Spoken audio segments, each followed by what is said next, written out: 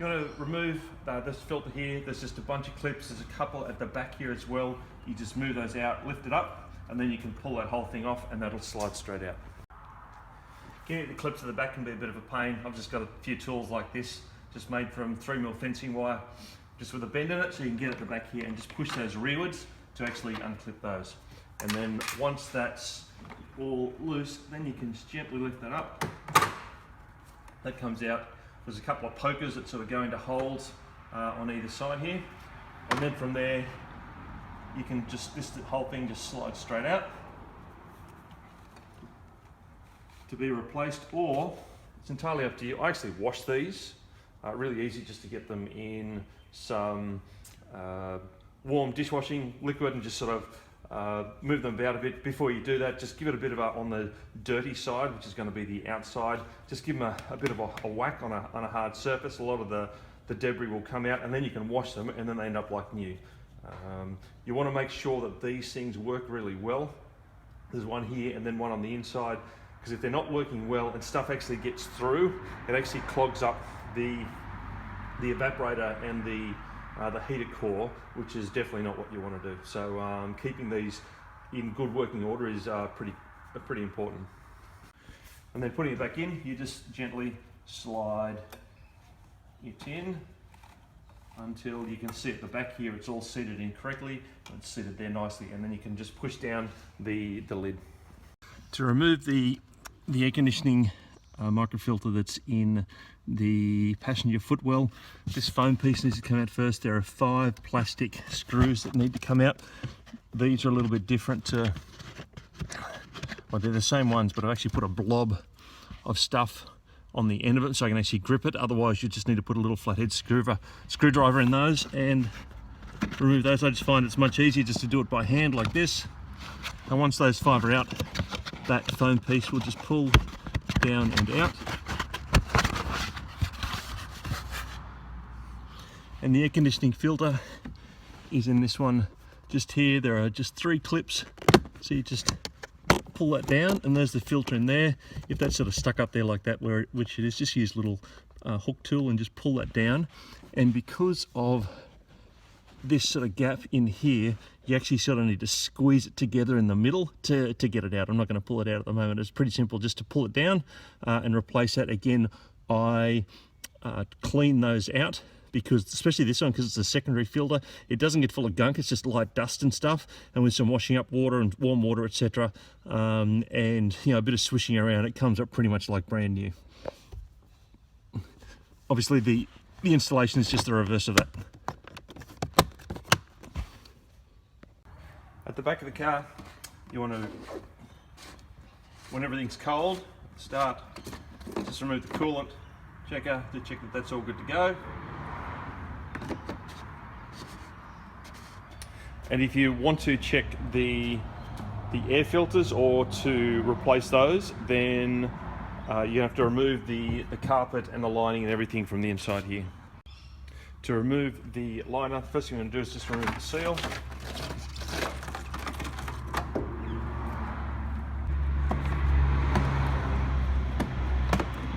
Then you can unclip both of these.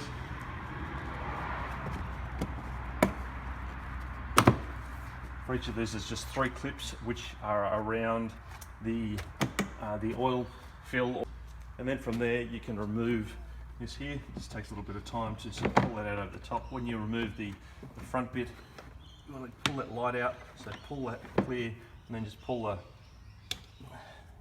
the light off. Prior to removing the lining, you need to remove this lock cover here. You can just get your fingers or a pry tool in it and pull it forward.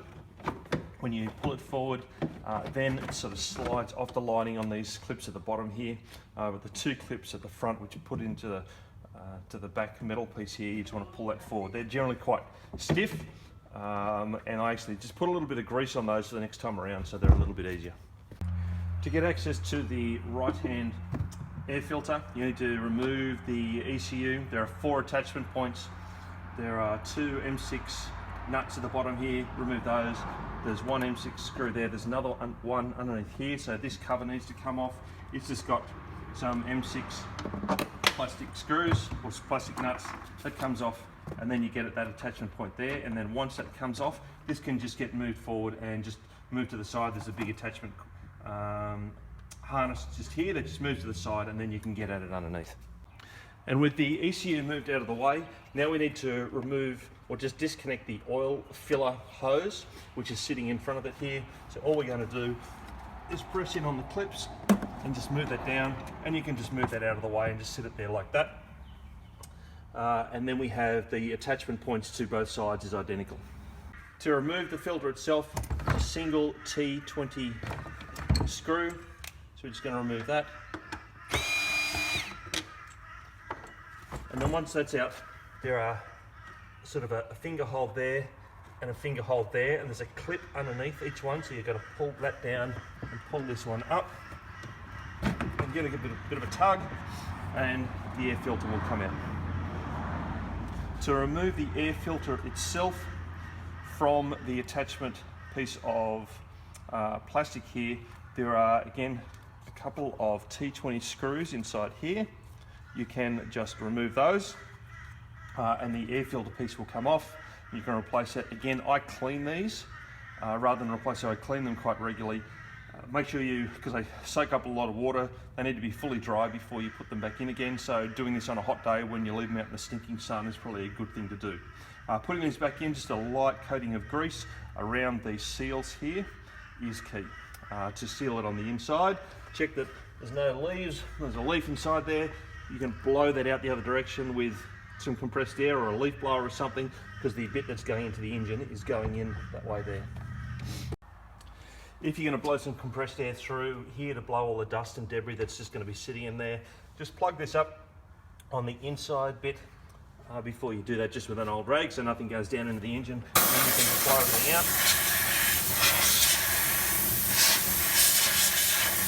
And once you've cleaned everything up, replace the filters if required, push those in until you hear the clicks from the two pull tabs where the actual sort of the clips are. Put the screw back on, then you can just push that up until it clips into place, and then you can put the ECU back on and everything else is the reverse. When you first lift the car, just go around all four wheels and give them a good tug by the perimeters just to check that there's no ball joints or bushes, that they've got some major damage in there. Also go around all four corners and just rotate each of the tyres around just to check that there's no serious damage, cuts, etc., that the wear's within limits. Also, as you're rotating it, just have a look at the perimeter of the rim just to check that there's no signs of where you've hit a pothole and it's been warped or something like that. With the car lifted, things that I'm going to check: general condition of the rotors, check the brake pad wear. You can easily look at with a torch, either from the back or underneath, and actually check the brake pad wear. You look at all of the ball joints here and check that the boots aren't broken and there's no movement or anything like that. We should have actually been able to feel that earlier. The bushes, check that there's no splits in any of those. And at the back here, I'm going to check the boot over the CV joint coming out of the transmission of the drive shaft, and also the one at the wheel hub. At the front of the car, I've removed the cover on here as well as the wheel well covers. So we can have a good look at everything. I'm going to check the brake rotors and the discs, check that they're all within limits. Go around and have a look at all the ball joints and bushings like you did at the back. I'm going to look inside here for the bellows for the steering, check that there's no splits or anything in that. Just give the tie rod a bit of a yoke. That should be really nice and firm. And one of the reasons I've actually pulled everything off here is this is where all the joints for the coolant are, so I just want to check that there's no leaks anywhere there. On the underside of the car, there's some joints in the cooling system back here I just want to have a look at. I haven't removed the center cover because there's just solid pipes that run down the middle there, but I've removed the one at the rear near the engine and the one at the front, so I can have a good look at all the pipes and check that there's no leaks or anything. Have a good look in the radiator intakes in here and just reach down and pull any leaves or anything that's down in there. On the underside of the car, we're just looking for general leaks, etc. Have a look at the exhaust, where the exhaust joins are, check if there's no exhaust leaks. Have a good look around at the brake lines, etc. And just for anything that's out of the ordinary. To check the drive belt condition, you can easily just get a light and shine it up and to the left hand side of where the water pump pulley is, you can actually see the underside where the ribs of the belt are, and that will show you the condition of it. If there's cracks or chips out of it, that wouldn't be replaced, but it's all nice and clean and in good nick, that doesn't need to be replaced. The belt, as per the books, is replaced every 90,000 kilometres, so you'd want to do that on spec, but it's, whilst everything that covers off here, it's really easy to actually just check the condition of it. Prior to filling up the PDK, just tape off the pan just there. The fill plug, which is that one there, just check that you can get the thing off. Otherwise, what you don't want to do is obviously drain the fluid without actually being able to get the filler plug off. So this is going to be the pipe that you're going to test for the temperature when you have filled up with the fill hole here, when it's dribbling out of this, to then cap that off when it gets up to about 40 degrees Celsius. The drain plug for the PDK for the clutch fluid is the one here on that small hole there. It takes a T30 Torx bit, and it'll make a bit of a mess under here because it doesn't all just drain straight out, unfortunately. And that's just the way it is. Once it's completed draining out, after a few minutes, reinstall the drain plug. You're going to put 15 Newton meters, which is about 133 inch-pounds on it.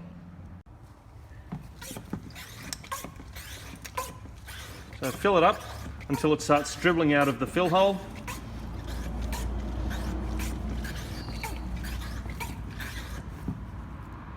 I've filled to the point where it's now starting to dribble out of that fill hole, so I'm going to start the car and then continue to fill until it starts dribbling out there again, and then that will be full. Once I've done that, I will remove the hose. I'll put my hand on that near heat exchanger pipe, which has got the fluid going through it. I'll wait till it gets up to what I think is about 40 degrees, and then I'm going to put in the fill plug. I'm now continuing to fill up until it starts draining out. There you go, it's coming out of there now.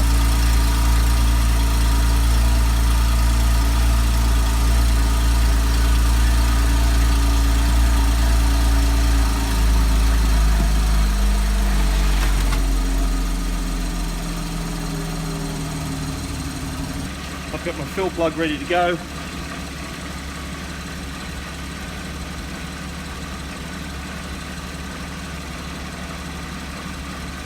And I can feel it's starting to get a little bit of warmth. It'll take a few minutes until it gets up to 40 degrees. There you go, it's starting to get a little bit warmer. That's probably about body temperature there. Maybe a little bit cooler. I'll give it another minute. But the interesting thing, very little actually dribbles out with that small increase in temperature. So I'm just going to tap that off now because that's probably about just maybe a smidge under 40.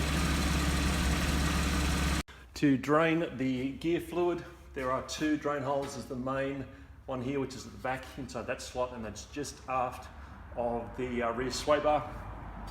And there's also that little one just there, which is for the differential. The fill hole is on the other side, which we'll look at in a moment. They drain out of both of those, but there's only one fill hole on the other side. The fill hole is that one there. I'm going to make sure that I can get that loose prior to actually draining the oil, just to ensure that I can actually fill it back up again.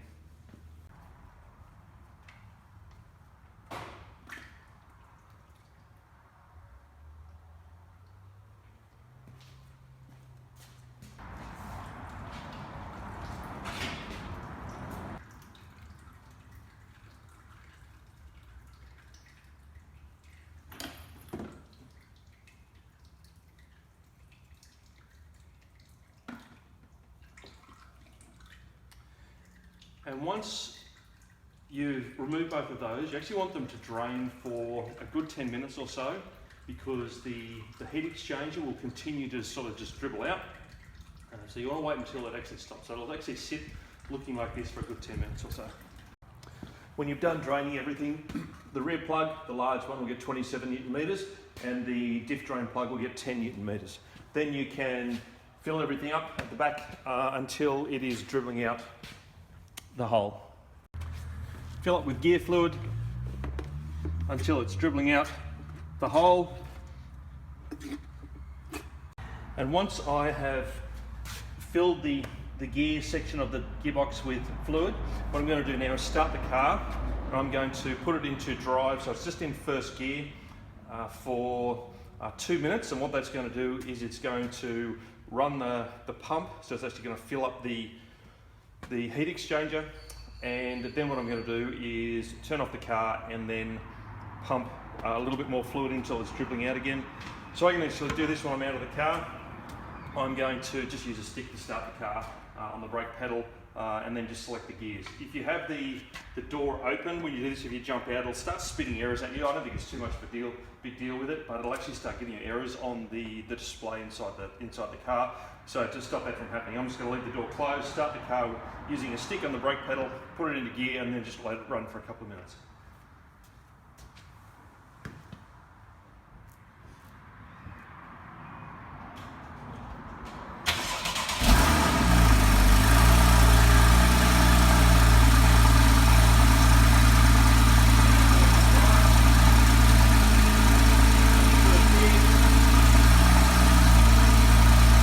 Do that for 2 minutes.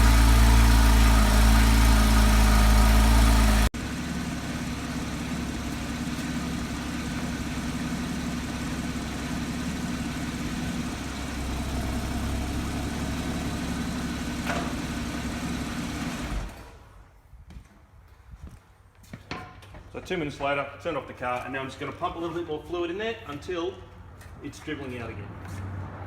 To do the oil change, I've warmed up the car just so the oil's nice and running and it comes out a little bit more easily. And what I'm going to do is shut down the car by pulling the fuel pump fuels. That's going to remove the fuel pressure from the lines. It'll stop the car, and then later on, that means there's no fuel pressure in the lines, but when I actually want to crank it for the first start.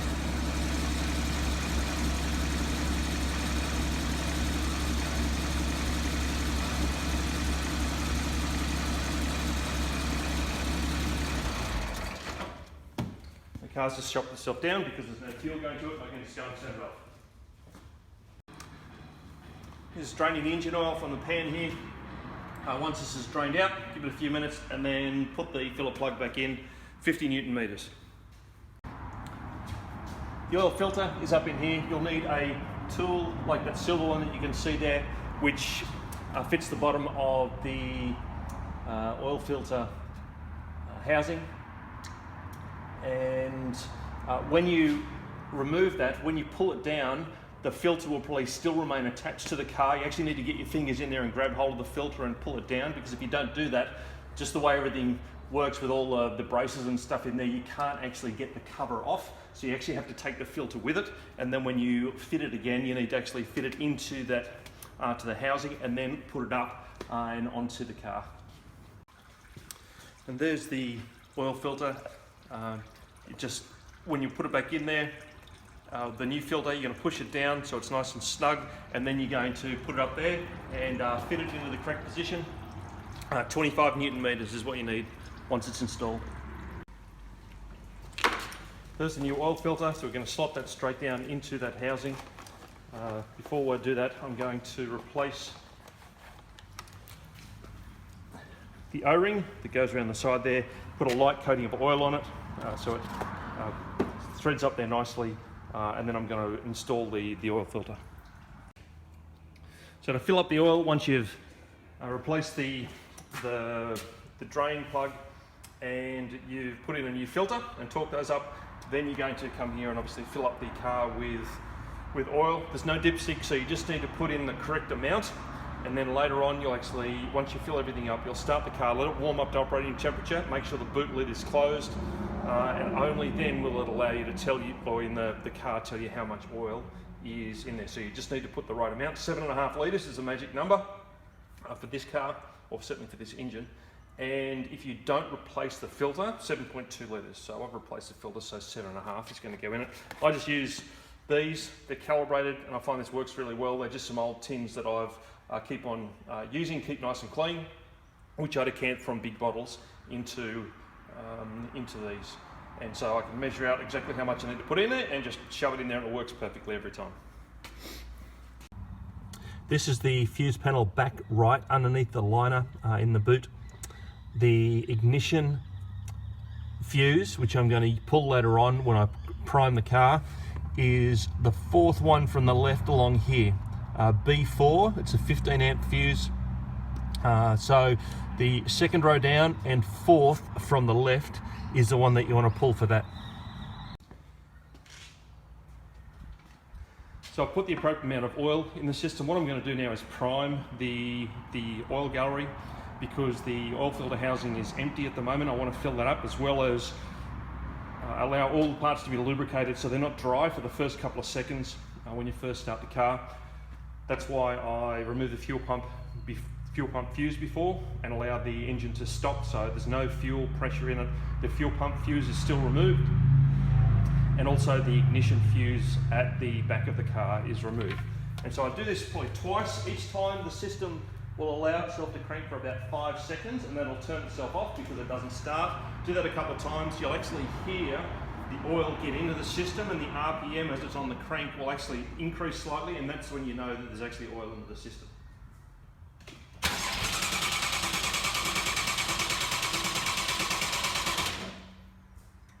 One more time.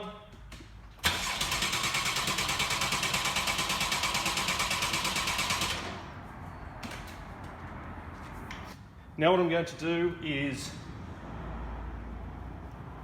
put the fuel pump fuse back in, put the ignition fuse back in, and then when I first turn the ignition on, I'm just going to give it a couple of bananas just to allow the fuel system to prime, and then I'm going to start, and it should start seamlessly.